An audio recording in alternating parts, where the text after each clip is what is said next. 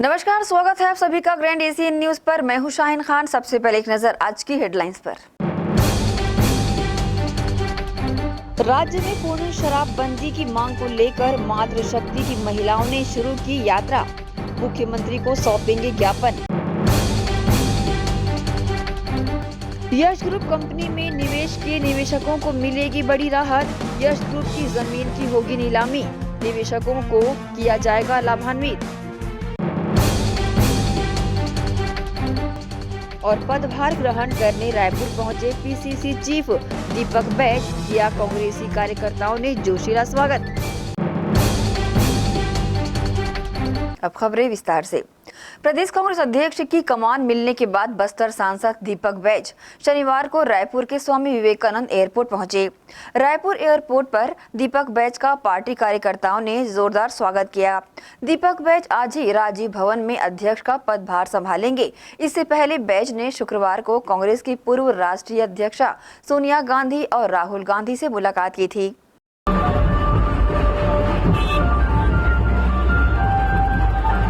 Police अधीक्षक शलभ कुमार सिन्हा के मार्गदर्शन में दुर्ग जिले में चिटफंड कंपनियों के विरुद्ध लगातार कार्रवाई कर कंपनियों के डायरेक्टरों व पदाधिकारियों को गिरफ्तार कर उनकी संपत्ति चिन्हित कर नीलामी कार्रवाई की जा रही है। इसी कड़ी में यश ग्रुप नामक चिटफंड कंपनी में निवेश की राशि की मैच्योरिटी पूर्ण होने के बाद भी रकम नहीं दिए जाने के खिलाफ विशेष न्यायालय दुर्ग द्वारा यश ग्रुप के डायरेक्टरों की चिन्हित संपत्ति को कुर्क करने का अंतरिम आदेश शुक्रवार को पारित किया गया है। संपत्ति की नीलामी से प्राप्त आय को यश ग्रुप में निवेश करने वाले निवेशकों को शीघ्र वापस किया जाएगा। मामले की जानकारी पुलिस अधीक्षक शलभ कुमार सिन्हा ने इस प्रकार से दी है। क्या कुछ मामला था, किस तरह की कार्रवाई है? यश ग्रुप ऑफ कंपनीज नाम की एक कंपनी थी जिन्होंने निवेशकों से पैसा बढ़ाने के लालच में इन्वेस्ट कराया था पैसा, और जब पैसा वापस करने की बात आई तो वो लोग यहाँ से फरार हो गए थे। तो तत्काल साल 2015 में इनके खिलाफ चिटफंड एक्ट के तहत कार्रवाई की गई थी, और इस एक्ट के तहत ये प्रावधान है कि इनकी जो प्रॉपर्टीज़ हैं उनको चिन्हांकित करके उनकी कुर्की कर नीलामी करके जो निवेशक हैं उनका पैसा वापस किया जा सकता है। तो 2015-16 में ही इनकी जो भी प्रॉपर्टीज़ थी ज़िले में उनको चिन्हांकित किया गया था। माननीय जिलाधीश द्वारा अंतरिम आदेश पारित किया गया था, और कल इसमें माननीय जिला एवं सत्र न्यायालय द्वारा अंतिम आदेश पारित किया गया। अंतिम आदेश पारित करने के बाद में अब कुर्की की प्रक्रिया जो है, नीलामी की प्रक्रिया जो है वो हम लोग चालू करेंगे। लगभग 52 एकड़ ज़मीन हम लोगों ने इसमें आइडेंटिफाई करके अटैच कराया है, और हमें उम्मीद है कि एक अच्छी खासी रकम हम निवेशकों को लौटाने में सफल होंगे। अभी हम लोगों को अंदाजा है, क्योंकि 10 साल पहले जब अटैच किया था तो 15 करोड़ के आसपास की इसकी वैल्यूएशन थी। अभी हमको बाजार मूल्य के हिसाब से अंदाजा है कि कम से कम 40 से 50 करोड़ के आसपास ही कुछ रकम होनी चाहिए। सर, कितने निवेशक अब तक सामने? अभी तक 10,000 निवेशकों ने यश ग्रुप ऑफ कंपनीज में अपना इन्वेस्टमेंट बताया है, जो आवेदन मंगाए गए थे। तो अभी हमको और भी उम्मीद है कि और भी लोग इसमें इन्वेस्ट किए होंगे जिनके बारे में हमको जानकारी नहीं है। तो हम और भी लोगों से अभी कॉल करेंगे आवेदन, और जितने आवेदन आएंगे उसी हिसाब से प्रोपोर्शन में जो भी रकम हमको नीलामी मिलती है उसको बांटा जाएगा। दुर्ग जिले के ग्रामीण क्षेत्रों में शासकीय सार्वजनिक वितरण प्रणाली की दुकानों से खाद व चावल के बोरियों की चोरी करने वाले गिरोह को दुर्ग की ACCU टीम व जिले की पुलिस ने गिरफ्तार करने में सफलता पाई है। ताजा मामले में अंडा थाना क्षेत्र में गुरुवार की रात सार्वजनिक वितरण प्रणाली के तहत ग्राम आमटी के गोदाम में लगे लोहे का शटर और चैनल गेट तोड़कर गोदाम में रखे 192 बोरी चावल और 75 किलो चीनी चोरी कर आरोपी चोर भाग निकले थे। मामले की जानकारी पुलिस अधीक्षक शलभ कुमार सिन्हा ने मीडिया को इस प्रकार से दी है। दुर्ग जिला के जो ग्रामीण क्षेत्र हैं वहाँ से लगातार शिकायतें आ रही थी कि PDS के चावल की चोरियां हो रही हैं, साथ साथ कुछ खाद की भी चोरियां हुई हैं। तो सूचना मिलने पर जो आखिरी चोरी हुई थी अंडा थाना क्षेत्र अंतर्गत आमटी गांव है, वहाँ पर PDS शॉप में ताला तोड़ करके लगभग 192 बोरे चावल की चोरी की गई थी।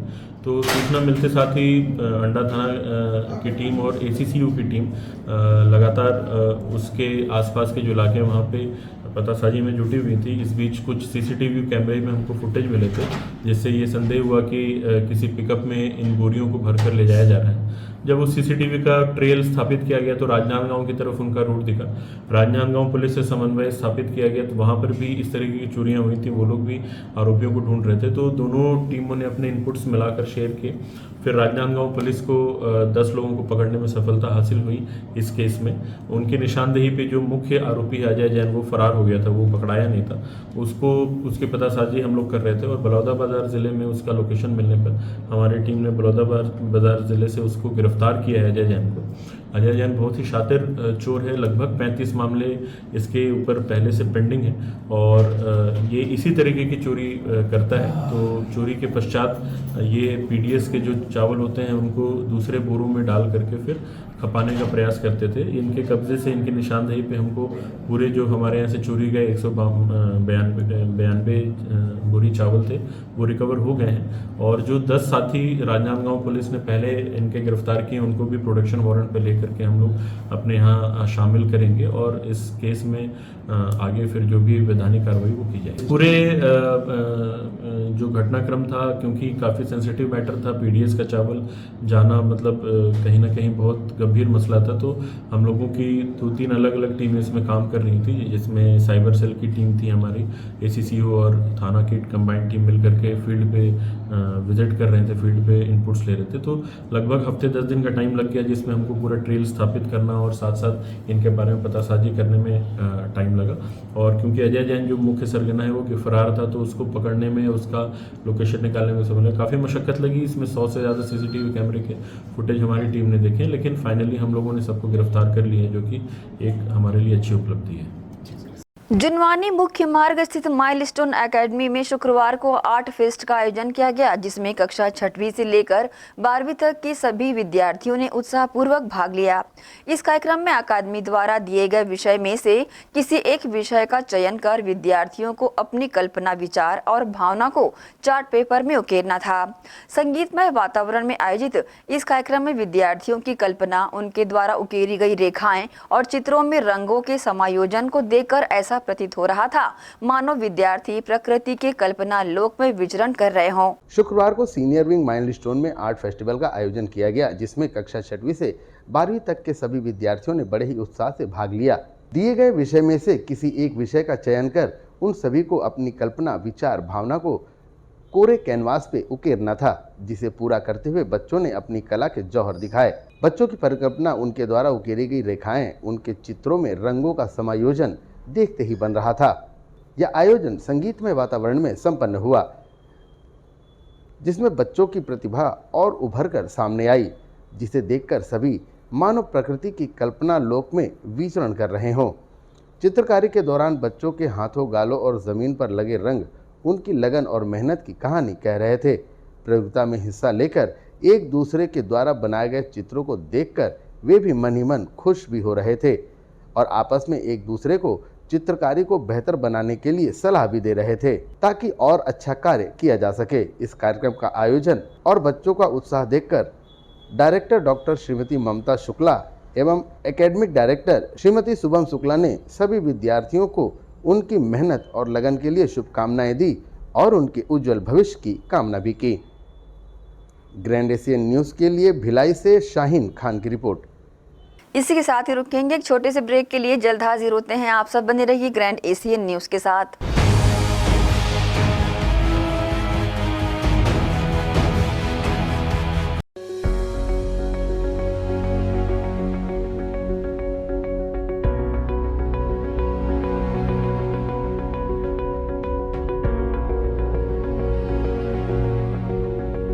कृषि एवं जैव प्रौद्योगिकी विभाग का अतिरिक्त भार मिलने पर माननीय बाबूजी तामध्वज साहू जी को हार्दिक बधाई एवं शुभकामनाएं।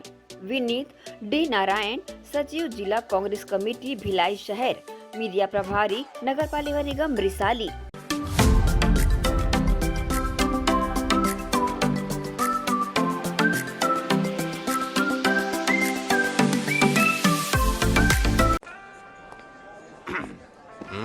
Hey babes.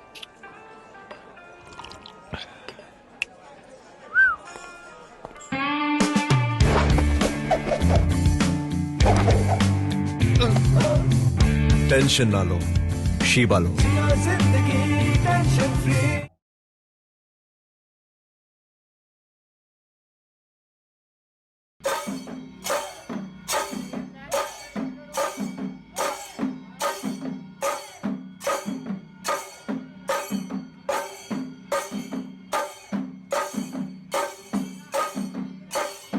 Ayurveda acupressure therapy centre. चर्म रोग, दांत खाज, खुजली, चेहरा पर किसी भी प्रकार की झाइयाँ, दाग धब्बे, फोड़ी फुंसी, प्रेगनेंसी, स्ट्रेच मार्क आदि का गारंटेड इलाज। जी हाँ, आयुर्वेदिक एक्यूप्रेशर थेरेपी सेंटर। यहाँ पर आयुर्वेदिक दवा एवं एक्यूप्रेशर थेरेपी द्वारा बिना ऑपरेशन किए बवासीर, भकंदर, हाइड्रोसिल, गुप्त रोग, चर्म रोग का इलाज किया जाता है। बवासीर, भकंदर, फिशर का बिना ऑपरेशन इलाज मलद्वार की जितनी भी पुरानी तकलीफ हो, जैसे खून आना, चुभने जैसा दर्द होना, जलन, मस्सा, मवाद आना, पेट साफ न होना आदि का जड़ से गारंटेड इलाज।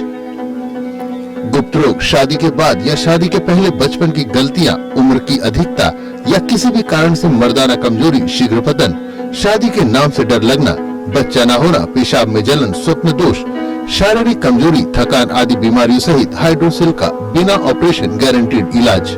महिला गुप्त रोग, बवासीर, भकंदर, फिशर का बिना ऑपरेशन जड़ से गारंटेड इलाज। माहवारी गड़बड़ी, सफेद पानी जाना, हाथ पैर में जलन, दर्द, कमर में दर्द, बच्चा न होना, मिर्गी, पुराने से पुराना घाव, गैंग्रीन का इलाज किया जाता है। हमारा पता डॉक्टर हीरा, गया नगर, दुर्ग। Mobile number 9981659182।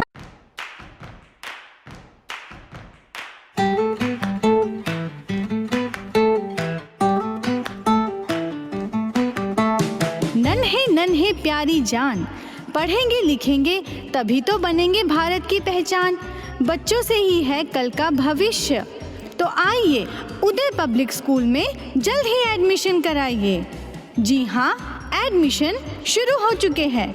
नर्सरी से कक्षा 8वीं तक आपके निकट Uday college campus near ACC बोगदा पुल, नंदनी रोड, जामुल, भिलाई में स्थित 2019 से गुणवत्ता भर शिक्षा प्रदान करने वाला आपके क्षेत्र में पहली बार, जिसका नाम है उदय पब्लिक स्कूल।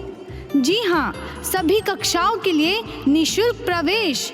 स्कूल नर्सरी से कक्षा 8वीं तक के लिए इस वर्ष प्ले ग्रुप की भी शुरुआत की जा रही है। सरकार द्वारा 25% छात्रों के लिए मुफ्त शिक्षा प्रदान की जाएगी। प्रवेश के लिए जल्दी करें। बस वैन की सुविधाएं भी उपलब्ध है। पुस्तकालय सुविधाएं है, सीसीटीवी कैमरा, संगीत कक्ष, खेल और सांस्कृतिक गतिविधियां, मल्टीपर्पस हॉल। महत्वपूर्ण दिन और त्योहारों को भी यहाँ मनाया जाता है। कंप्यूटर लैब और स्मार्ट क्लास शिक्षण सुविधाएं भी उपलब्ध की जाती है। अग्नि सुरक्षा के लिए भी सुविधाएं उपलब्ध है। बच्चों के अंग्रेजी बोलने पर भी महत्वपूर्ण ध्यान दिया जाता है। तो फिर देरी किस बात की, जल्दी कीजिए, क्योंकि एडमिशन शुरू हो चुके हैं उदय पब्लिक स्कूल में। आपके निकट उदय कॉलेज कैंपस, निकट एसीसी बोगदा पुल, नंदनी रोड, जामुल, भिलाई में।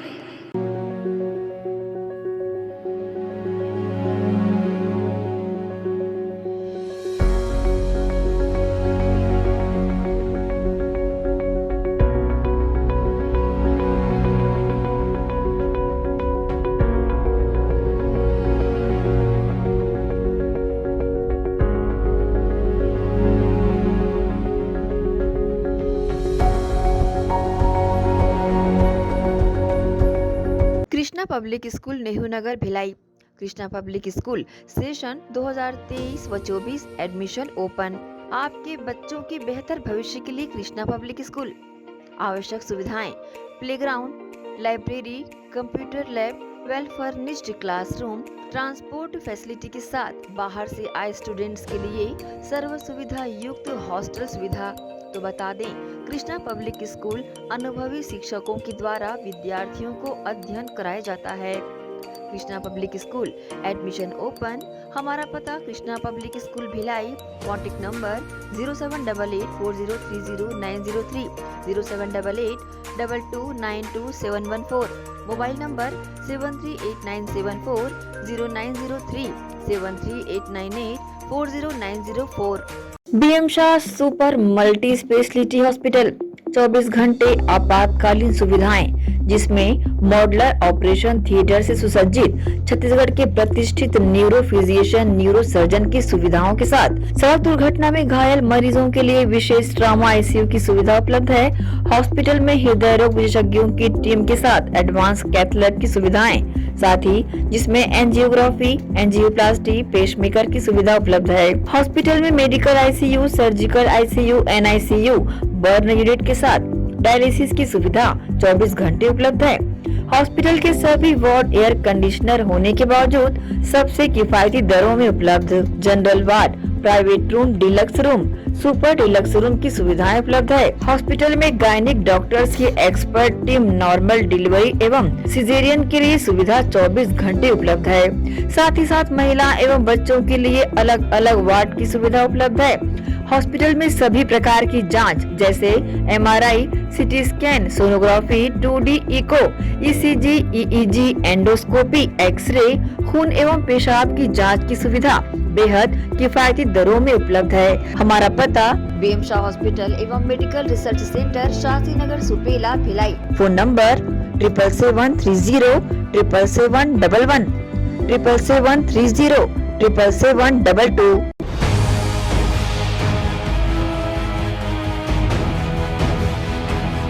ब्रेक के बाद आप सबका स्वागत है। शुक्रवार को 65 भिलाई विधानसभा निवासक रजिस्ट्रीकरण अधिकारी रोहित व्यास द्वारा सभी सुपरवाइजरों एवं बेलों की बैठक ली गई। सभी को निर्वाचन आयोग के निर्देशों के अनुरूप कार्य करने हेतु निर्देशित भी किया गया। टीजीटी, पीडब्ल्यूडी वरिष्ठ जनों के चिन्हांकन हेतु भी निर्देशित किया गया। पिछले निर्वाचन में कम मतदान वाले क्षेत्रों में मतदान बढ़ाने हेतु आमजन को प्रोत्साहित करने के लिए भी निर्देश यहां दिए गए। साथ ही मतदान को प्रोत्साहित करने के लिए निर्वाचन संकल्प पत्र की सभी उपस्थित बीएलओ एवं सुपरवाइजरों को शपथ दिलाई गई। ये शपथ लेते हैं कि हम अपने देश की लोकतांत्रिक परंपराओं की मर्यादा को बनाए रखेंगे तथा स्वतंत्र, निष्पक्ष एवं शांतिपूर्ण निर्वाचन की गरिमा अक्षुण्ण रखते हुए निर्भीक होकर धर्म, वर्ग, जाति, समुदाय, भाषा अथवा अन्य किसी भी प्रलोभन से प्रभावित हुए बिना सभी निर्वाचनों में अपने मताधिकार का प्रयोग करेंगे। निगम भिलाई क्षेत्र अंतर्गत खुर्सीपार आईटीआई कैंपस में 500 महिलाओं को रोजगार देने के लिए उद्देश्य से बनाए जाने वाले गारमेंट फैक्ट्री के कार्य गति का जायजा लेने जिला कलेक्टर पुष्पेंद्र मीणा सहित निगम आयुक्त रोहित व्यास एवं आईएएस लक्ष्मण तिवारी ने निरीक्षण किया एवं कार्य का शीघ्रता से पूर्ण करने अधिकारियों को निर्देश दिए। लगभग 3300 स्क्वायर फीट में गारमेंट फैक्ट्री का निर्माण किया जा रहा है, जिसमें शौचालय की व्यवस्था तथा किड जोन के साथ अन्य सुविधाएं भी उपलब्ध होंगी। महिलाओं को गारमेंट फैक्ट्री के संचालन के लिए 45 दिवस की ट्रेनिंग दी जाएगी। कलेक्टर श्री मीणा ने सभी कार्य को समय पर पूर्ण करने के निर्देश दिए हैं।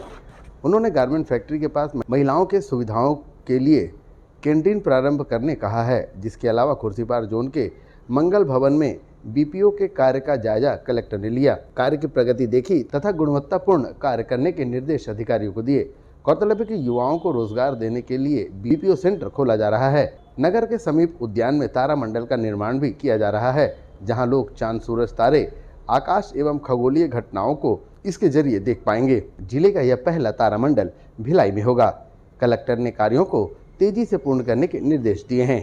कलेक्टर महोदय एवं आयुक्त महोदय के द्वारा तारामंडल को लेकर निरीक्षण किया गया था और इसके अलावा जो हमारे 2 प्रोजेक्ट और चल रहे हैं गवर्नमेंट के माननीय मुख्यमंत्री महोदय के जो घोषणा थे बीपीओ का सेंटर खोलने का और इसके अलावा गारमेंट फैक्ट्री का, तो इसकी जो तैयारी है उसको लेकर माननीय कलेक्टर महोदय, माननीय आयुक्त महोदय और माननीय लक्ष्मण तिवारी आईएएस सर उनके द्वारा जो संयुक्त रूप से निरीक्षण किया गया है।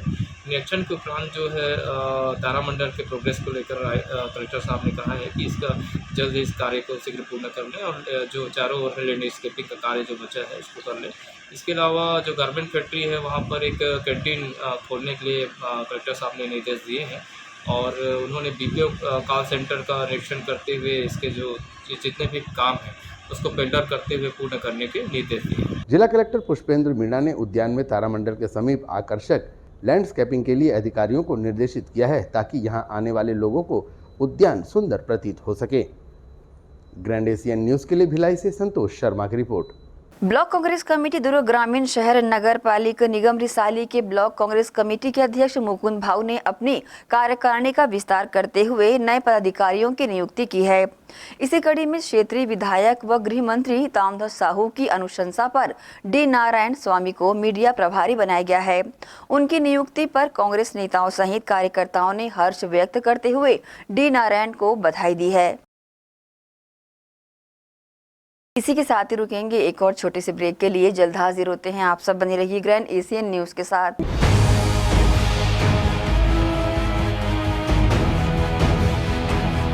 अब किसानों की समस्याओं का हुआ समाधान। जी हां, अब दुर्ग जिले सहित अन्य जिलों के किसान भी हुए खुशहाल।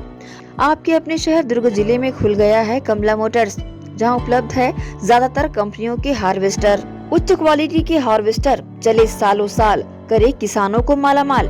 पानेसर, सोनालिका, एस और केस ग्रुप के सबसे शक्तिशाली हार्वेस्टर। इनमें कई विशेषताएं हैं, जैसे ऑटो क्लीनर, रेडिएटर, 5 स्पीड वाला gear box, power coating reel time, अत्यधिक टिकाऊ फिंगर्स, स्टेनलेस स्टील कटर बार, नई मजबूत बॉडी और नए ग्राफिक्स। कमला मोटर्स की विशेषताएं: कुशल एवं जानकार इंजीनियर्स द्वारा हार्वेस्टर्स की जानकारी उपलब्ध कराना, सबसे बेहतर सर्विस सहित किसानों को उचित सलाह देकर किसानों को हार्वेस्टर के जरिए अत्यधिक लाभ दिलाना, साथ ही कुशल कारीगरों द्वारा हार्वेस्टर्स की सर्विसिंग और इन सब से ऊपर एक व्यवहार कुशल प्रबंधन और स्टाफ। कमला मोटर्स ग्राहकों के विश्वास पर खरा। हमारा पता Kamala motor, GE road, Ganjpara, Durg. Contact number 9039879080। Shri Shankaracharya hospital 750 बिस्तरों का आधुनिक अस्पताल एवं 150 MBBS सीटों का मेडिकल कॉलेज। उपलब्ध सुविधाएं: 24 घंटे आकस्मिक चिकित्सा सुविधा, विशेषज्ञ चिकित्सक सुविधा, डिलीवरी एवं टीकाकरण सुविधा, 24 घंटे एम्बुलेंस सेवा सुविधा एवं आधुनिक उपकरणों से सुसज्जित ऑपरेशन थिएटर, नवीनतम उपकरणों से सुसज्जित पैथोलॉजी लैब, एक्सरे एवं सोनोग्राफी की सुविधा, ICU, ICCU, NICU, MRI, CT scan एवं डायलिसिस यूनिट्स की सुविधा उपलब्ध। न्यूनतम दर पर दवाएं उपलब्ध। मोतियाबिंद ऑपरेशन, जननी सुरक्षा योजना, राष्ट्रीय स्वास्थ्य बीमा योजना, मुख्यमंत्री स्वास्थ्य बीमा योजना के अंतर्गत चिकित्सा सेवा उपलब्ध। स्मार्ट कार्ड सेवा उपलब्ध है। OPD टाइमिंग सुबह 9 बजे से शाम 4 बजे तक।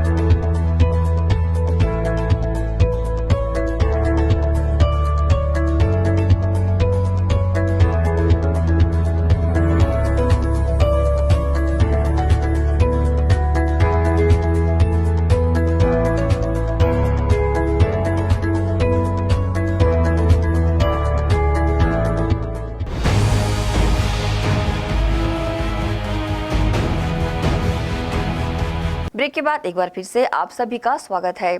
दुर्ग जिला अर्बन पब्लिक सर्विस सोसाइटी द्वारा संचालित सिटी बस शनिवार की सुबह अनियंत्रित होकर पंथी चौक के पास सड़क से नीचे उतरकर हादसे का शिकार हो गई। इस हादसे में 2 यात्री घायल हो गए, वहीं सिटी को आंशिक क्षति पहुंची है। सिटी बस शनिवार की सुबह यात्रियों को लेकर दुर्ग से उतई सेलूद होते हुए पाटन के लिए रवाना हुई थी। बस जैसे ही पंथी चौक के करीब पहुंची, बस के सामने अचानक एक बाइक सवार सामने आ गया, जिसे बचाने के प्रयास में बस अनियंत्रित होकर सड़क से नीचे उतर गई। हादसे के बाद सिटी बस के चालक व कंडक्टर ने बस के यात्रियों को सुरक्षित बाहर निकालकर अन्य वाहनों से गंतव्य के लिए रवाना किया। मौसम के बदले मिजाज के चलते इस बारिश के मौसम में भी लोगों को उमस से राहत नहीं मिल रही है। इन दिनों छत्तीसगढ़ प्रदेश में अधिकांश जगहों पर लगातार बारिश होती देखी जा रही है। वहीं कुछ जिलों में हल्की बूंदाबांदी के साथ ही इस बरसात के मौसम में लोगों को उमस से राहत नहीं मिल सकी है। दुर्ग शहर में भी रुक रुक कर हो रही बारिश से लोगों को राहत नहीं मिल रही है। अचानक हुई बारिश से वातावरण में उमस का माहौल बना हुआ है। एक तरफ लोग बारिश से बचने छतरी व रेनकोट का सहारा ढूंढते नजर आ रहे हैं, तो वहीं बारिश रुकने के बाद बढ़ती गर्मी और उमस से लोगों को काफी परेशानियों का सामना करते देखा जा रहा है। ग्रैंड एशियन न्यूज के लिए नसीम फारूकी की रिपोर्ट। छत्तीसगढ़ में पूर्ण शराबबंदी किए जाने की मांग को लेकर डोंगरगढ़ से मुख्यमंत्री निवास तक अपनी आवाज पहुंचाने बड़ी संख्या में जिले भर से महिलाओं ने पैदल यात्रा निकाली। मातृशक्ति के सम्मान में छत्तीसगढ़ में पूर्ण शराबबंदी किए जाने की मांग को लेकर बड़ी संख्या में महिलाओं ने 13 जुलाई से डोंगरगढ़ मां बमलेश्वरी मंदिर के दर्शन कर पैदल यात्रा निकाली। बता दें कि छत्तीसगढ़ शासन में पूर्ण शराबबंदी किए जाने की मांग को लेकर मातृशक्ति के बैनर तले कई जिलों में महिलाओं ने पैदल यात्रा निकाली है। छत्तीसगढ़ के मुख्यमंत्री भूपेश बघेल के निवास पहुंचकर महिलाएं अपनी मांग करेंगी और ज्ञापन सौंपेगी। इसी कड़ी में दुर्ग पहुंची महिलाओं का भारतीय जनता पार्टी की युवा मोर्चा के अध्यक्ष जीत यादव की टीम ने पटेल चौक दुर्ग पहुंचकर पैदल यात्रा में निकली महिलाओं का फूलों से स्वागत किया। साथ ही उनके इस आंदोलन में अपना समर्थन जताया। इस संबंध में पैदल यात्रा में निकली महिलाओं और युवा मोर्चा के अध्यक्ष ने न्यूज टीम को अपनी प्रतिक्रिया दी। छत्तीसगढ़ में पूर्ण शराबबंदी हो, क्योंकि जब सरकार आई थी तब बोले थे कि सरकार उनकी आते ही शराबबंदी होगी करके, लेकिन अभी सरकार का अंतिम बजट सत्र, अंतिम विधानसभा सत्र आ रहा है, उसमें हम लोग चाहते हैं कि छत्तीसगढ़ में पूर्ण शराबबंदी की घोषणा करे करके। बात करने से कुछ नहीं होता है, उनको एक्शन लेना चाहिए और पूर्ण रूप से प्रतिबंध लगाना चाहिए। एक हाथ में एक बार बोलते हैं कि हम लोग प्रतिबंध लगा रहे हैं और बाद में बोलते हैं स्वयं को जागरूक होकर नशा छोड़ना है करके। पहले स्वयं जागरूक, मुखिया होने के नाते पहले स्वयं तो जागरूक हो और शराबबंदी करे, उसके बाद अपने आप सब ठीक हो जाएगा। लिए डोंगरगढ़ से पद यात्रा करके माननीय भूपेश बघेल जी के निवास भिलाई में जाएंगे। कल रविवार 16 तारीख को ज्ञापन है। ज्ञापन विधानसभा सत्र से 2 दिन पहले इसलिए दे रहे हैं ताकि उनको याद रहे कि घोषणा पत्र में उनको घोषणा करनी है शराबबंदी की 18 जुलाई को।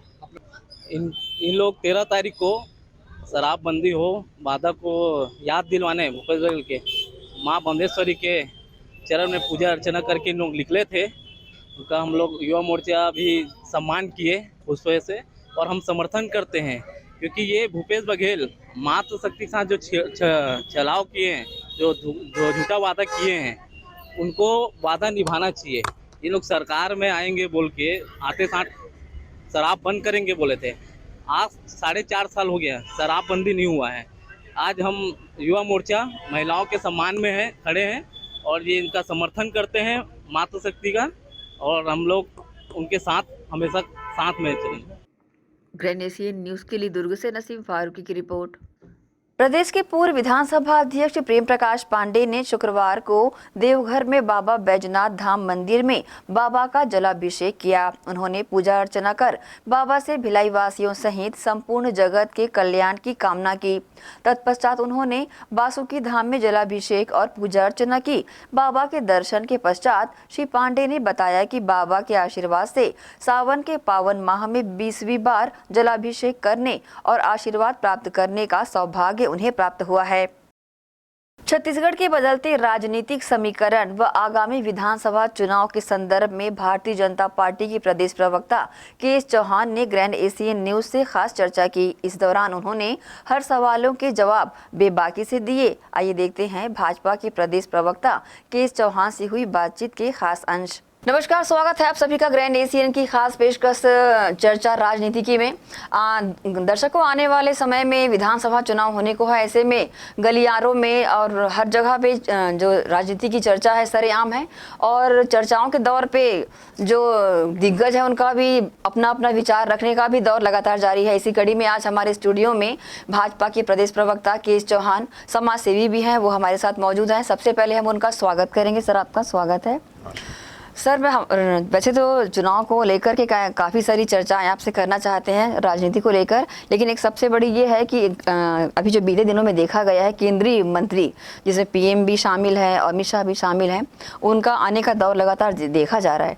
तो क्या जो हमारे जो छत्तीसगढ़ के भाजपा नेतृत्व करता है उनमें ये एक तरह का वो नहीं है क्या जो सामंजस्य बैठा पाए, उनका आने का दौर लगातार जारी है?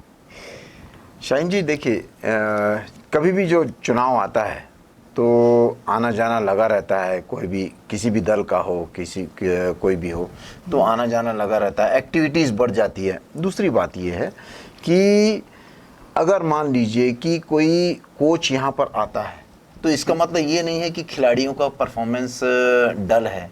तो खिलाड़ी अपना काम कर रहे हैं और कोच एक मार्गदर्शक बन के आता है कि उनका और खेल सुधर सके ताकि हम मैच जीत सकें और अपने देश का नाम रोशन कर सकें, अपने छत्तीसगढ़ के काम आ सकें। तो ध्येय जो रहता है वो ये रहता है कि एक मॉनिटरिंग, और हमें गर्व है कि अमित शाह जी जैसे और हमारे यशस्वी प्रधानमंत्री जैसे जो नेता हैं वो हमारा मार्गदर्शन करते हैं।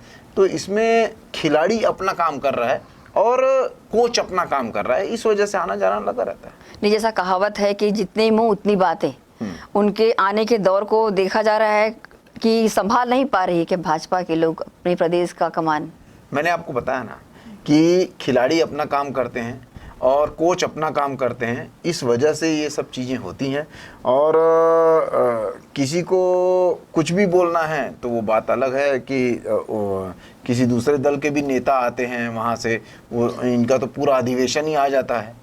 अधिवेशन आ जाता है, 700 800 हजारों के तादाद पे इनके पदाधिकारी आते हैं, नेता आते हैं, और वो यहाँ का ही पूरा संसाधनों को यूज़ करके जाते हैं और यहाँ के 3-3 राज्यसभा सांसद भी दूसरों के बना दिए जाते हैं। तो ये आना जाना लगा रहता है, लेकिन आपका मार्गदर्शक भी कौन है ये भी मायने रखता है जी। जब राजनीति पे चर्चा चल रही है तो प्रदेश में काबिज कांग्रेस सरकार पे हम बातचीत करना चाहेंगे। लगातार फिर बदल का दौर देखा जा रहा है, इसको किस नज़र से देखते हैं आप? देखिए, दो चीज़ है इसमें मेन। एक तो ये है कि आपने मान लीजिए कि कोई कंपनी खोली और वहाँ पर विभिन्न लोगों को वहाँ पर आपने मैनेजर बिठा दिए और लोग आ रहे हैं 4.5 पौने 5 साल तक आप लोगों के उसमें धूल झोंकते रहे। जो आपने वादे किए थे वो 4.5 पौने 5 साल तक पूरे नहीं किए। अब आपने मैनेजर्स बदल दिए, एक को दूसरे की कुर्सी में बिठा दिया, दूसरे को तीसरी कुर्सी में बिठा दिया। अब कोई आएगा तो वो क्या पूछेगा कि वो तो पुराना कोई मैनेजर आपको कोई किया होगा, आपसे वादा किया होगा, लेकिन मैं तो अलग हूँ। अब ये लोग कौन सा मुंह लेके जनता के बीच में जाएंगे? जैसे प्रेमसाय सिंह टेकाम बदले गए, वो शिक्षा विभाग में थे, तो शिक्षा विभाग में कोई अनियमित कर्मचारियों को नियमित तो किया नहीं गया, लेकिन आपने वादा तो किया था। अब वो क्या मुंह लेके जाएंगे शिक्षा कर्मियों के पास? तो ऐसे करके दूसरे विभागों से भी बदल दिया गया, जिसका कोई उतना ज्यादा औचित्य नहीं था। लेकिन क्या हुआ कि आपको लोगों से फेस करना है, बीच जाना है, तो आप बीच में जाने के लायक नहीं है। इस वजह से ये सब चीजें की गई। और दूसरा कारण एक और कि कहीं ना कहीं भूपेश बघेल जी का कद जो है, जो पहले था, पहले बोलते थे कांग्रेसी कार्यकर्ता कि भूपेश है तो भरोसा है, भूपेश है तो भरोसा है, तो आज उनके शीर्ष नेतृत्व तो नहीं भरोसा उनके प्रति नहीं जता है। कुछ दिन पहले जब डिप्टी सीएम बनाए गए टीएस सिंहदेव जी, तो इसका साफ साफ ये था कि भूपेश के भरोसे हम चुनाव नहीं लड़ सकते हैं, चुनाव जीतना तो बहुत दूर की बात है। इस वजह से उनके शीर्ष नेतृत्व ने क्या बोला कि हम जो आगामी चुनाव है वो सामूहिक प्रयास से ही लड़ेंगे, तो ये उनका वर्ड है। और कितने भी आप इंटरव्यूज और इनके पदाधिकारियों के जो बड़े पदाधिकारी हैं उनका वक्तव्य सुन लीजिए, इंटरव्यू सुन लीजिए, तो आप अगर पत्रकार पूछता भी है कि अगला मुख्यमंत्री का चेहरा कौन होगा, तो वो ये नहीं बोलते कि भूपेश बघेल जी होंगे।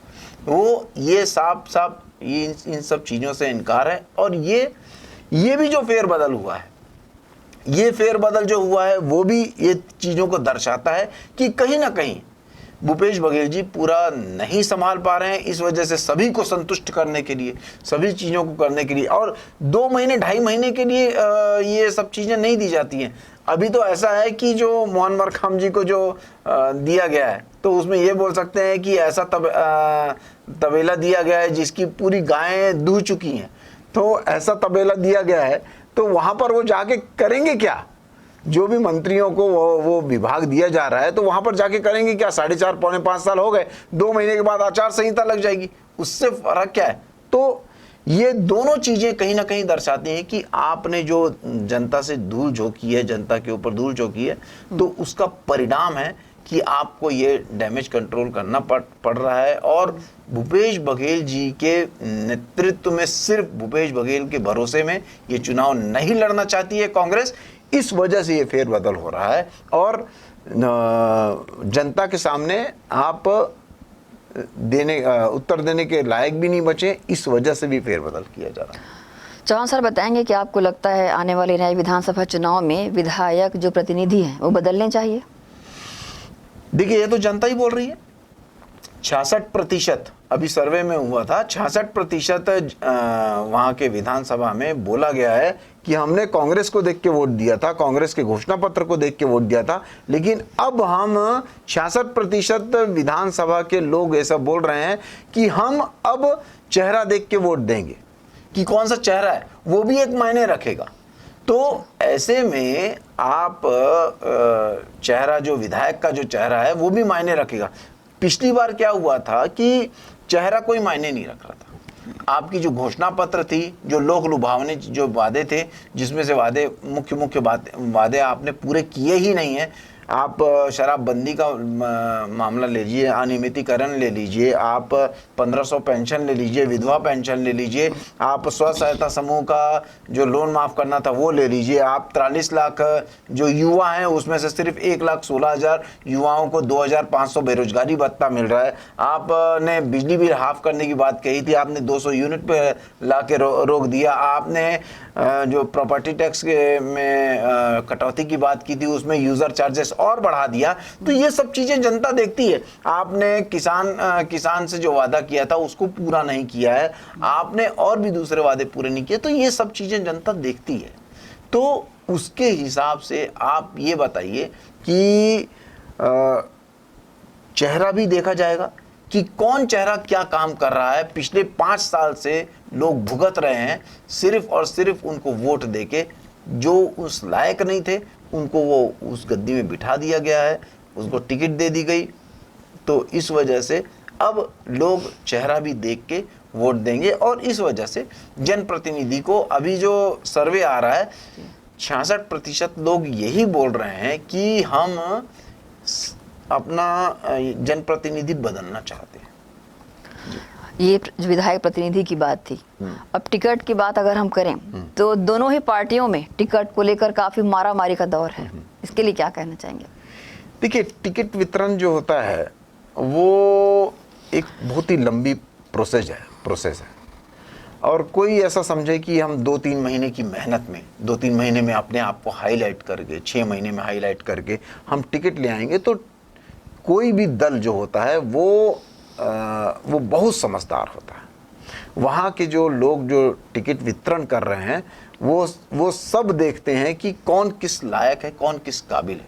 और हम क्या होता है शाहीन जी कि हम किसी चीज़ को पाने का प्रयास करते हैं, बल्कि हमें उस चीज़ के लायक बनने का प्रयास करना चाहिए। जैसे आप मतलब कोई भी आदमी मर्सिडीज लेने का प्रयास कर रहा है, लेकिन आप अगर मान लीजिए कि आप उतने पैसे कमा लें, उसके लायक बन जाए कि आप मर्सिडीज कभी भी खरीद सकते हैं, तो वो बनना जरूरी है कि आप उसमें प्रयास करेंगे, तो उसके लायक बनना जरूरी है। तो जनप्रतिनिधि के लायक बनना जरूरी है, टिकट के लायक बनना जरूरी है, ना कि टिकट लेने का प्रयास करना चाहिए। हम उस लायक बने, और इसी वजह से आपने सुना भी होगा कि पार्टी जिसको चाहेगी उसको बनाएगी। तो पार्टी उसी को चाहती है जो उस चीज़ के लायक रहता है, और तभी पार्टी देती है, बहुत सारे पहलुओं को देख के देती है पार्टी, तब जाके टिकट मिलती है। टिकट की बात थी, अब जातिगत की बात करेंगे। विधानसभा चुनाव में जातिगत समीकरण किस तरह का बैठेगा, क्या लगता है आपको? देखिए, जैसे जैसे जनता साक्षर होते जा रही है, सिर्फ साक्षर होते जा रही है। आप खुद बताइए कि मतलब मैं अगर किसी जाति का हूँ या आप किसी जाति के हैं, आपका अगर मान लीजिए कि आपकी जाति का कोई जनप्रतिनिधि आप आ जाता है और उससे ज़्यादा जनप्रतिनिधि दूसरा है, और वो बोलता है कि मतलब वो ज़्यादा काबिल है, तो आप चाह के भी अपने जनप्रतिनिधि को नहीं दे सकते। जब आप बोलेंगे कि नहीं, ये हमारे को आगे चल के हमारे शहर को, हमारे समाज को ये ठीक रखने वाला है, तो जातिगत समीकरण वहाँ पर काम करता है, लेकिन उतना काम नहीं करता है। आप ये नहीं तो बहुजन समाज पार्टी का देख लीजिए, बहुजन समाज पार्टी की आज क्या हालत है। जातिगत समीकरण वहाँ पर उत्तर प्रदेश में उनका है, लेकिन उसके बावजूद भी इतनी कम सीटें क्यों आती हैं। आज जो AIADMK के है, जो तो वो उनकी जाति का बहुत ज़्यादा बाहुल्य है, लेकिन उनकी उतनी सीटें नहीं आती हैं। तो और ऐसे ही मतलब मुस्लिम समाज की एक पार्टी बनी हुई है जिसमें ओवैसी जी मेन है। तो जो मुस्लिम समाज की जो मुस्लिम जितने वोटर्स हैं, उतनी सीटें क्यों नहीं आती हैं। तो जाति, ये जब समझ बढ़ जाती है, जब 79% हमारे पूरे देश में साक्षर लोग हैं। आज आप कवर्धा को देख लीजिए, कवर्धा में एक जो वहाँ पर साहू बहुमूल्य इलाका है, लेकिन वहाँ पर एक गैर साहू, एक गैर हिंदू वहाँ पर जीत के आता है। तो ये क्या है? इसका मतलब ये है, और बहुत अच्छे वोटों से जीत के आता है, वो क्या है? तो जाति का असर आता है, लेकिन जाति का असर ही आता है ये मैं नहीं बोलूँगा। जाति का भी असर आता है, लेकिन जाति का ही असर नहीं आता है कि आप किसी भी जात वाले को उतार दो और वो जीत जाएगा ना, ये ठीक। बात करेंगे राहुल गांधी की। वो अपने बड़े बोलेपन के कारण कभी भी सुर्खियों में आ जाते हैं। उनकी बात करने की शैली को लेकर भी सवालात उठने लगते हैं, और इन्हीं को देखते हुए उनकी जो संसदीय सदस्यता है उससे उनको हटाना क्या उचित है, जैसे कि चर्चाओं में है? 4 और केस चल रहे हैं उनके ऊपर। 2014 में उनके ऊपर महाराष्ट्र में 499 और 500 धारा का मानहानि का केस चल रहा है, और 2016 में उनके ऊपर आसाम के ऊपर केस चल रहा है, 2018 में फिर से महाराष्ट्र के ऊपर, 2018 में झारखंड के ऊपर एक और केस चल रहा है। तो 4 केस तो पहले ही चल रहे हैं। और 102 उसकी धारा 8 और उपधारा 3 के तहत उनके ऊपर ये पाबंदी लगाई गई है, जो सजा सुनाई गई है। और ये बताया गया है कि 2 साल या 2 साल से अधिक जिसकी भी सजा सुनाई जाएगी उसकी सदस्यता स्वयं ही भंग कर दी जाएगी। और इसका मतलब ये नहीं है कि आप चुनाव ना लड़ सके, आप बाद में जब चुनाव आ रहा है तो उसमें लड़िए, क्या दिक्कत है।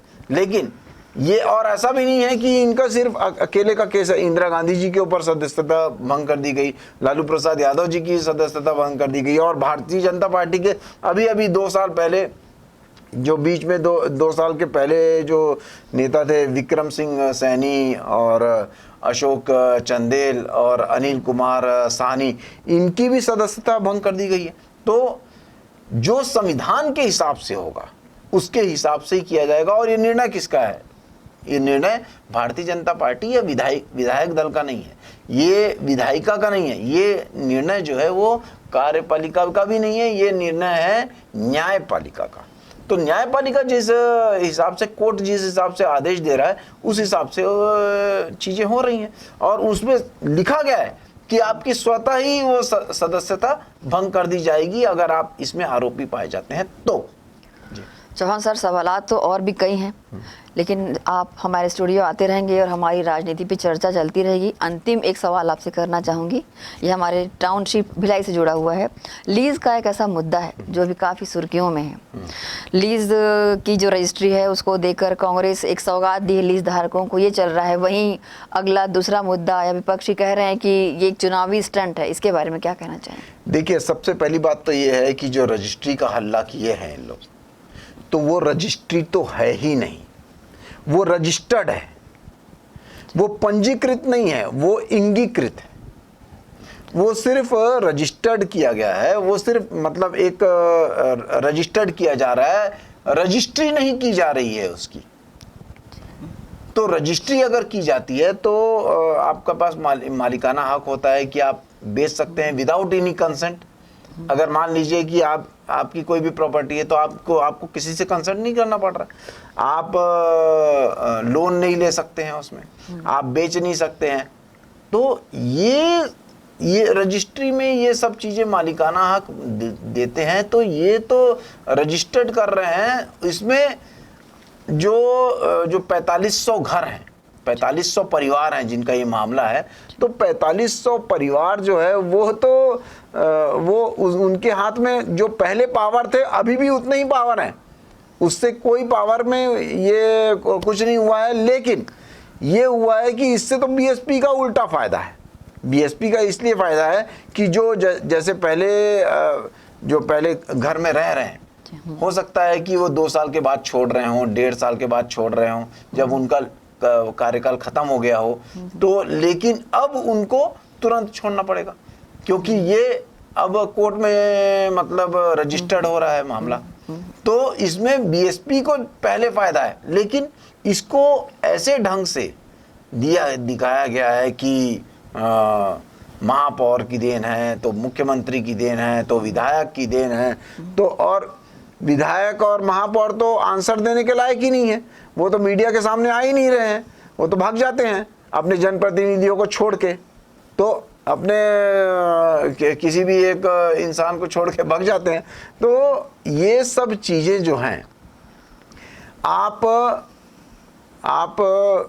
उत्तर देने के लायक क्यों नहीं है आप, क्योंकि आपने धूल झोंकी और सीधा सीधा इसका असर आप फायदा उठाना चाहते हैं चुनाव में, जो कि जो जनता है वो बेवकूफ नहीं है, वो ये सब जानती है कि हमारे अगर ये प्रक्रिया चल रही है तो हमारा हित कहां पर है। उनका हित तो हो नहीं रहा है, 1% भी उनके हित में, उनके जो ओनरशिप में, उनके हक में 1% भी इजाफा नहीं हुआ है, उल्टा बीएसपी को फायदा हुआ है। तो ये उल्टा दिखाया जा रहा है, चुनावी स्टंट बनाया जा रहा है, धूल झोंकी जा रही है। जैसे 4.5 साल, 4.25 साल में जो कांग्रेस झोंकती हुई आई है, अभी फिर से धूल झोंकी जा रही है। लेकिन भिलाई की जनता जो है बहुत समझदार है, पढ़े लिखे लोग हैं, उनको ये सब मालूम है कि इससे हमारा उतना ज्यादा लाभ नहीं है। चौहान सर, आपका बहुत बहुत धन्यवाद, हमारे स्टूडियो में आए, कई सारी चर्चा राजनीति को लेकर की, लीज पर भी आपने एक अच्छी प्रतिक्रिया दी, लोग भ्रमित थे, इसके लिए आपका बहुत बहुत धन्यवाद। तो ये थे के एस चौहान, जी हाँ, भाजपा प्रदेश प्रवक्ता, समाज सेवी, राजनीति गलियारों से लेकर जितनी भी चुनावी चर्चा थी हमारे से इन्होंने की, बड़ी बेबाकी से सभी सवालों के जवाब हमारे दिए। लगातार हमारे साथ बने रहिए और देखते रहिए चुनावी चर्चा। नमस्कार। इसी के साथ ही आपसे लेंगे इजाज़त, आप सब बने रहिए ग्रैंड एशियन न्यूज़ के साथ। नमस्कार।